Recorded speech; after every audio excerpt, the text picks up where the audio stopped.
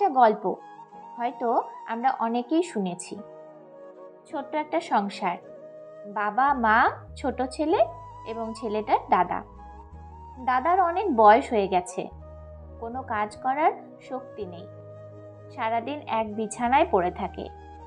একদিন ছেলেটার বাবা একটা ঝুড়ির ওপর বুড়োকে বসিয়ে জঙ্গলের উদ্দেশ্যে রওনা দিল।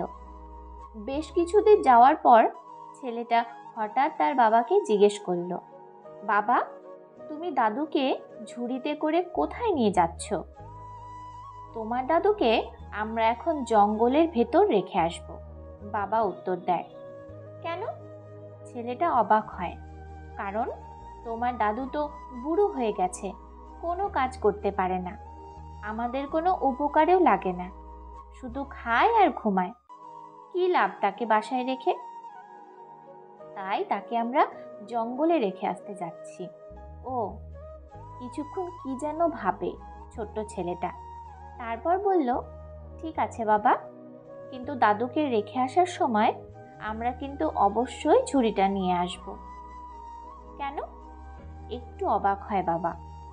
কারণ যখন আমি বড় হব, তুমি তো তখন বুড়ো হয়ে যাবে দাদুর মতো, তখন তুমি কোনো কাজই করতে পারবে না, শুধু খাবে আর ঘুমাবে। তখন তো তোমাকে বাড়িতে রেখে আমার কোনো লাভই হবে না, শুধু শুধু তখন টাকা খরচ করে নতুন ঝুড়ি কিনতে যাব কেন? এই ঝুড়িতে করেই না হয় তোমাকে জঙ্গলে রেখে যাব। ছেলের কথায় চমকে উঠল বাবা। হঠাৎ করেই নিজের ভুল বুঝতে পারল সে যখন ছোট ছিল, যখন কোনো কিছু করার ক্ষমতা ছিল না, তখন তার বাবা মাই তাকে যত্ন করে বড় করেছে। আজ তার বাবা বুড়ো হয়ে যেন শিশু হয়ে গেছে।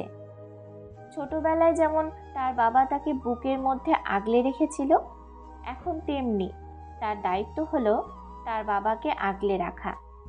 এই সময়ে তার বাবার প্রতি তার সেবা হয়তো কিছুটা হলেও তার বাবার প্রতি ঋণ শোধ করা হবে। ভিডিওটি ভালো লাগলে লাইক এবং কমেন্ট করুন আর চ্যানেলটি সাবস্ক্রাইব করে বেল আইকন বাজিয়ে দিন। ধন্যবাদ।